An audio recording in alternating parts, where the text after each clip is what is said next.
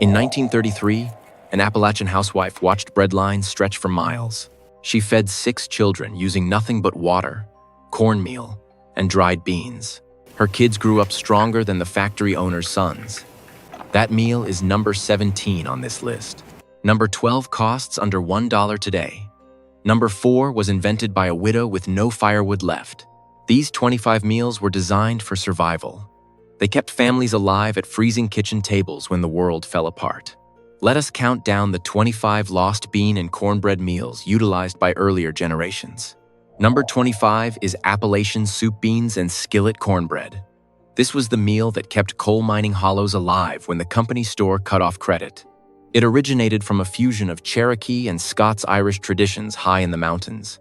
Mothers took a handful of dried pinto beans and soaked them overnight in cold water. The next morning, they dropped them into a heavy cast-iron pot with a chunk of salt pork, letting it simmer on the back of the coal stove all day. The smell of that rich, salty pork fat, laced with onions, drifted through the timber cabins, promising a warm supper after a brutal 12-hour shift in the dark. Beside it sat a piping hot iron skillet of cornbread made from cheap white cornmeal, meant to soak up every last drop of the bean liquor they called gravy. Cafes in Asheville now sell this as heritage pintos for $14 a bowl. Your grandfather ate it for pennies to survive. Number 24 is Monday red beans and cornbread.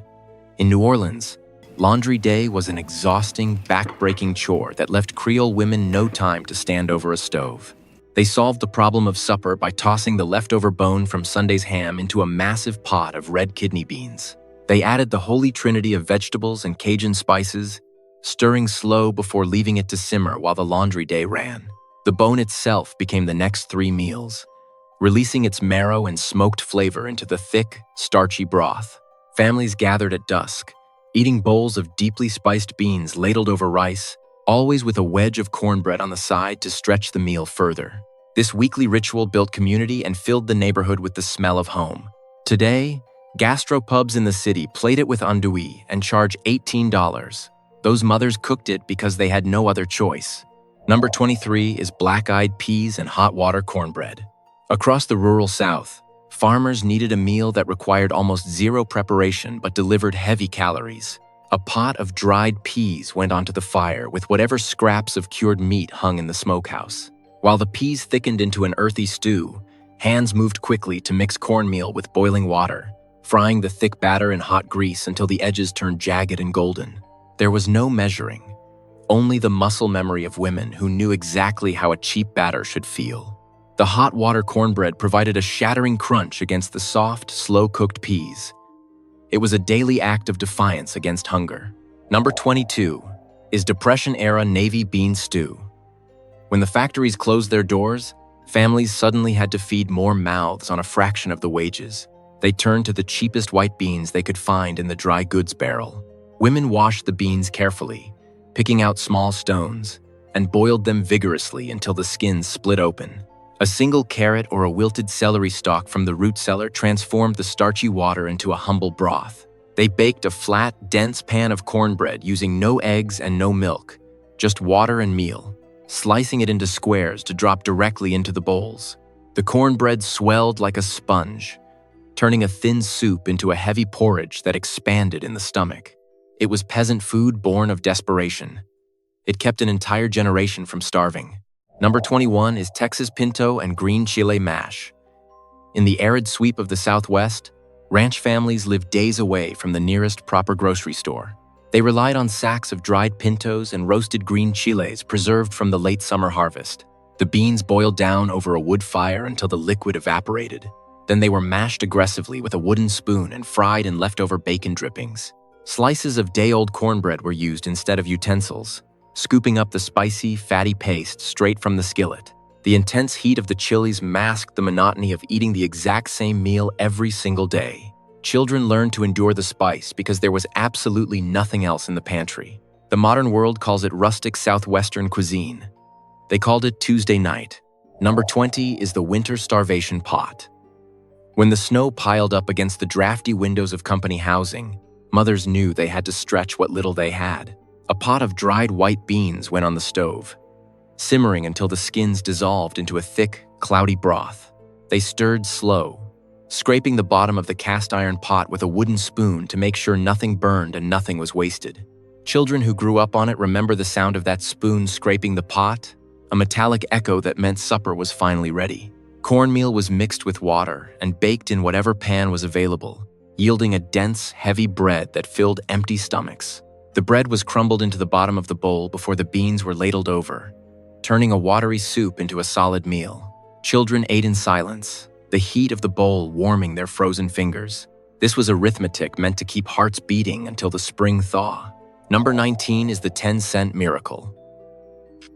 In the darkest years of the Great Depression, a family of 6 stretched a 10-cent per pound bag of pinto beans all week. Mothers sorted the beans on the kitchen table by kerosene light, carefully discarding the small rocks that came hidden in the burlap sack. They boiled them down with wild onions pulled from the hard earth and a single knob of cured fat. The cornbread was made without sugar, without butter, and often without eggs. The bean liquor soaked into the dry crumb, creating a savory mush that carried the distinct, smoky flavor of the fat. Fathers returned from the factory gates with empty hands, sitting down to the exact same meal they had eaten on Monday, Tuesday, and Wednesday. This was survival taught by mothers who never had the luxury of wasting a single thing. The 10-cent bag was the only barrier between a family and total ruin. Number 18 is the 1935 staple pot. By 1935, dried pinto beans retailed for just 8 cents a pound. It was the absolute cheapest protein available to American housewives, a fraction of the cost of beef or chicken. Women cooked these beans with a heavy hand of salt, mashing half the pot against the iron sides to thicken the water into a rich, heavy gravy. They baked skillet bread over the open flame, the edges turning a deep, dark brown where the batter met the hot grease. The cornbread was used to wipe the enamelware bowls completely clean. Every last drop of nutrition was scraped from the pot and consumed. Modern dietary guides call this a high-fiber, plant-based diet and charge a premium for the ingredients. Your grandmother called it surviving the month. Number 17 is the boarding house pinto pot. This was the meal that held entire communities together when geography and poverty isolated them from the rest of the world. In 1942, a widow-run boarding house in Pikeville charged 15 cents for unlimited beans and bread. The massive cast-iron cauldron never left the heat, filled to the brim with pintos, onions, and whatever scraps the local butcher could spare. 6 coal miners survived that brutal winter entirely on her 15-cent suppers. They came up from the deep shafts, covered in black dust, their lungs burning, and sat shoulder to shoulder at long wooden tables. The widow handed out thick wedges of golden cornbread, and the men dipped them straight into the communal pot, breaking their bread together in quiet gratitude. The steam carried the smell of salt and iron through the drafty room. Today, nutritionists marvel at the perfect protein combination of legumes and corn. But in that boarding house, it was simply the difference between life and death. Number 16 is bean-whole beans and Johnny cake. Deep in the Maine lumber camps since the Civil War era, men performed back-breaking labor in sub-zero temperatures. They required massive calories to survive the deep woods, but they had no kitchens. Men dug pits in the freezing earth, building roaring fires until nothing remained but glowing coals. A heavy cast-iron pot filled with dried navy beans, salt pork, and molasses was lowered directly into the ground and buried in hot ash.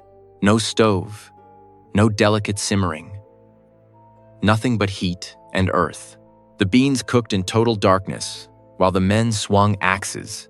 Today, Maine still holds an annual Bean-Whole Bean World Championship where winners cook in buried pots for 16 hours.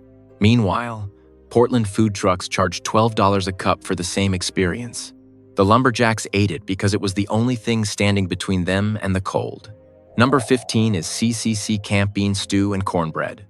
When the Great Depression hit, millions of young men were sent into the American wilderness to build the nation's infrastructure.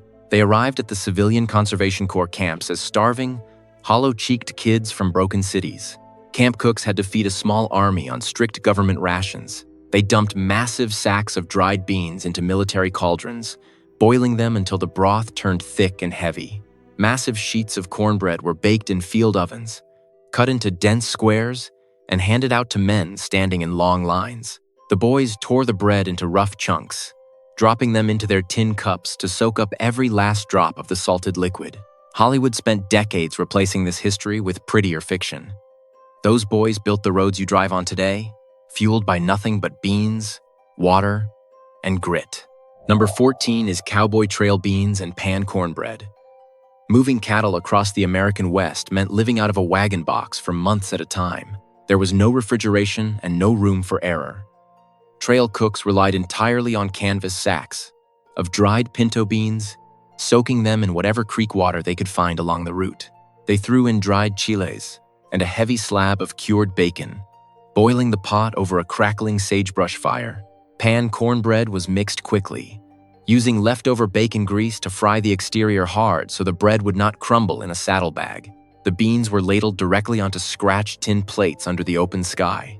A single chuckwagon cook could feed a dozen exhausted cowboys from one cast-iron pot. They did not call it authentic Western cuisine. They called it supper. Number 13 is the Southern butterbean and ham pot. In the humid stretches of the Deep South, butterbeans were the ultimate survival crop. They grew aggressively in exhausted soil, demanding almost nothing and providing heavy, dense calories. Mothers threw handfuls of large, pale butterbeans into a pot of rolling water. They added a single, cheap ham hock, boiling the liquid for hours until it turned opaque and silky. The beans broke down slowly, creating a natural, starchy gravy that coated the back of a wooden spoon. Hot water cornbread was fried in a skillet nearby, its shattering, crunchy shell giving way to a soft, steaming center perfectly designed to mop up the thick, meaty broth. It was a meal born of absolute necessity, stretching one small piece of meat to feed an entire table of hungry children. Number 12 is bean and cornbread dressing. When the holidays arrived during the darkest years of the 1930s, mothers faced tables that used to hold a 20-pound turkey. They could not afford meat, but they refused to let their children feel the sting of poverty on Thanksgiving. They baked heavy cast-iron skillets of unsweetened cornbread, leaving it on the counter to dry out. Instead of expensive chicken stock, they crumbled the stale bread and soaked it with the thick, starchy broth from a pot of slow-simmered white beans. They chopped a single onion, rubbed dry sage between their palms, and baked the mixture until the top cracked into a golden, savory crust. The beans melted into the bread, creating a dense, rich texture that filled the stomach just like a roasted bird. Children ate massive spoonfuls, the warm scent of sage filling the cold farmhouse. It was a magic trick, performed with nothing but grain and legumes. This was not a side dish. It was a mother keeping her family's dignity intact. Number 11 is Anasazi beans and blue corn bread. In the high deserts of the Southwest, survival meant holding tightly to the seeds of the ancestors. Isolated ranch families and indigenous communities relied on the speckled Anasazi beans because they cooked faster than pintos at high altitudes and required less precious firewood. They boiled the beans over small, carefully tended flames until the broth turned naturally sweet and dark. Women ground blue corn by hand, patting the coarse dough into thick cakes and baking them directly on hot iron. The blue corn bread was dense and earthy, holding its shape perfectly when dunked into the hot, rich bean liquor. Fathers came in from the arid fields, exhausted from fighting the dry earth, and ate until the pot was empty. The sweet beans and the heavy corn provided the exact energy needed to wake up and work the land again. Today, upscale grocery chains sell these heirloom beans in tiny bags for a fortune. Your ancestors pulled them from the dust because they were the only things that would grow. Number 10 is Senate navy bean soup and cornbread. The nutritional efficiency of the humble bean reached the highest halls of American power. In the early 1900s, the Senate cafeteria instituted a strict mandate for navy bean soup to be served every single day. Kitchen staffs boiled massive, steaming vats of small white beans with smoked ham bones until the broth was thick enough to coat the back of a silver spoon. Politicians, clerks, and visiting dignitaries alike sat down to bowls of this peasant food, served with wedges of cornbread to soak up the starchy liquid. The tradition was so deeply respected that the soup has missed only one single day in Senate history, pulled from the menu during the severe wartime rationing of 1943. For generations, the men running the country ate the exact same meal as the men starving in the streets. The original mandate fed a man for just 1/2 cent a serving. Today, tourists swipe credit cards to pay $7 for that exact same cup. Number 9 is Hoppin' John and Cornbread. Along the humid coast of South Carolina, the Gullah communities understood the agricultural weight of the food they grew. They boiled black-eyed peas with rice and a cheap pig's tail to welcome the new year, a dish of survival and hope that appeared in print as early as 1838. Women baked wide pans of golden cornbread to serve alongside the heavy stew, providing a bright, buttery contrast to the dark, earthy peas. Every element of the plate meant something. The beans represented coins, and the yellow cornbread represented the gold and prosperity they prayed for in the coming months. Families gathered tightly around the table, stirring the pot slow, honoring the generations who had hidden the seeds in their clothes and brought them across the ocean in secret. They scraped their plates clean, hoping the new year would be kinder than the last. Modern Charleston bistros now add duck confit to the bowl and charge tourists $24. The original cooks were not chasing culinary trends. They were chasing luck in a world that offered them none. Number 8 is Widow's lima bean cream and spoonbread. For generations, the rhythm of the American kitchen was dictated by the low, steady heat of the stovetop. A widow could take a handful of dried lima beans, cover them in water, and boil them until they completely collapsed into a rich, velvety cream. She served it alongside a cast-iron skillet of spoonbread, a cornmeal dish so soft and heavily hydrated it had to be scooped out rather than sliced. The dense cream of the beans melted directly into the hot, buttery mush of the bread. It was a masterpiece of texture created from absolute poverty. As the mid-century approached, everything changed. Women entering wage work between 1950 and 1970 slashed the day-long simmer time that these survival recipes required. Mothers working assembly lines could not stand over a pot all afternoon. The kitchen stoves grew cold, and convenience soups filled the gap. The creamy lima beans that had nourished a generation quietly disappeared from the table, replaced by the sharp metallic sound of a tin can opening.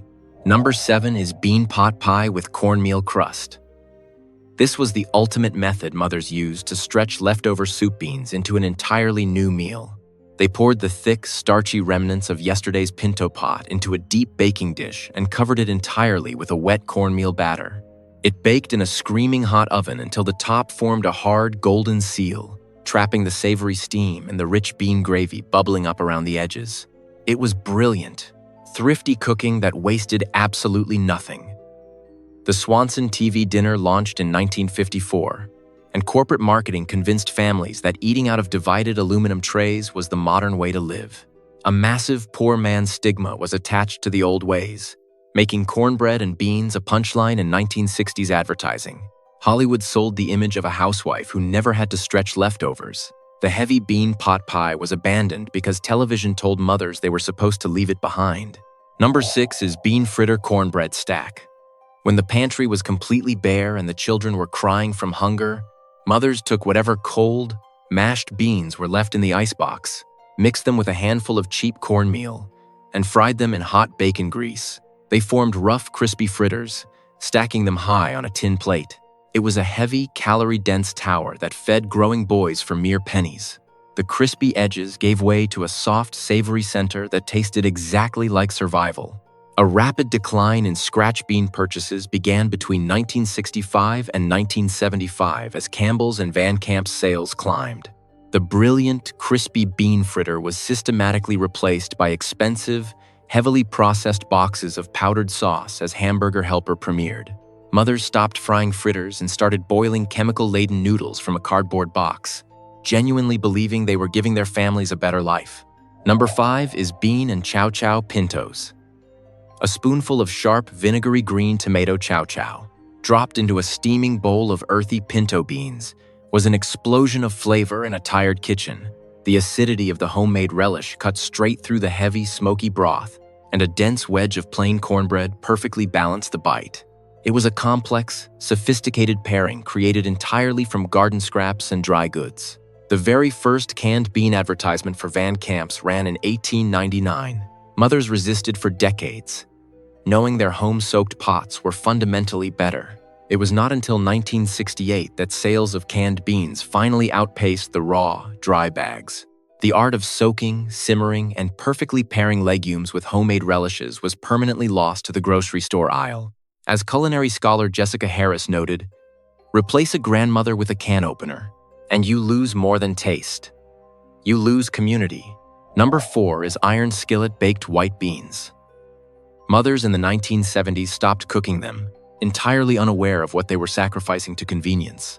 They used to take small white beans, soaking them in cold water for hours, and bake them slowly in the dark heat of the oven with thick, black molasses.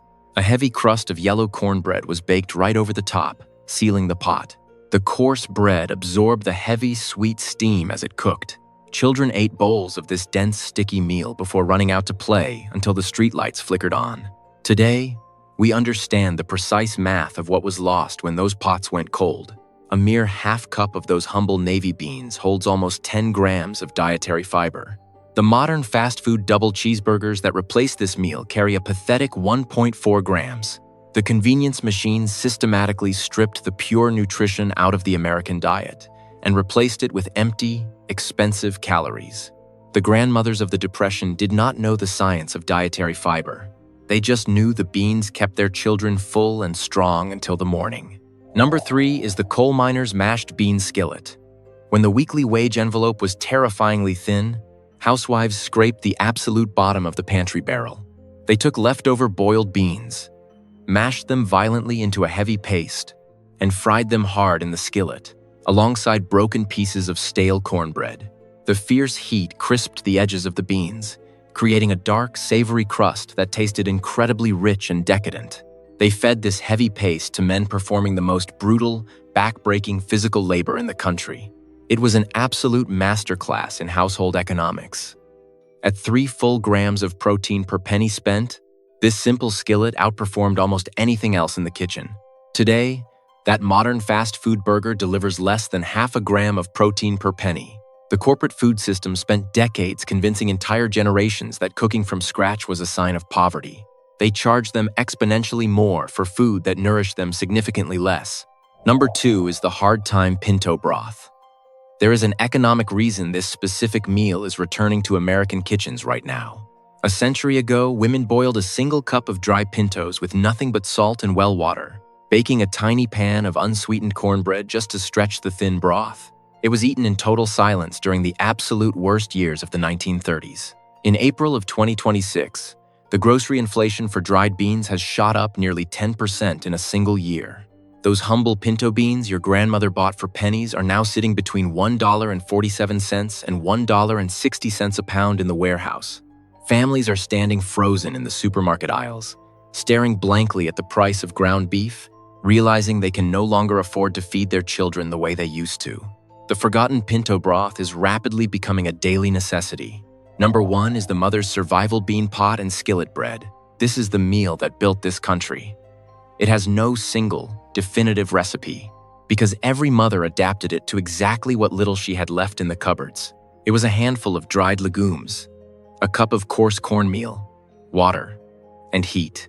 Women stood over wood stoves in the freezing Appalachian Mountains, in the choking Dust Bowl of Oklahoma, and in the cramped tenements of New York, stirring the exact same pot. They poured the thick, salty bean liquor over a broken piece of golden cornbread, creating a complete protein out of absolute thin air. They fed it to growing children who never even knew they were poor. They fed it to exhausted husbands who had lost everything. As the Appalachian food historian Mark Thompson noted, beans were the savings account of the poor, and cornbread was the interest. This was arithmetic. This was survival.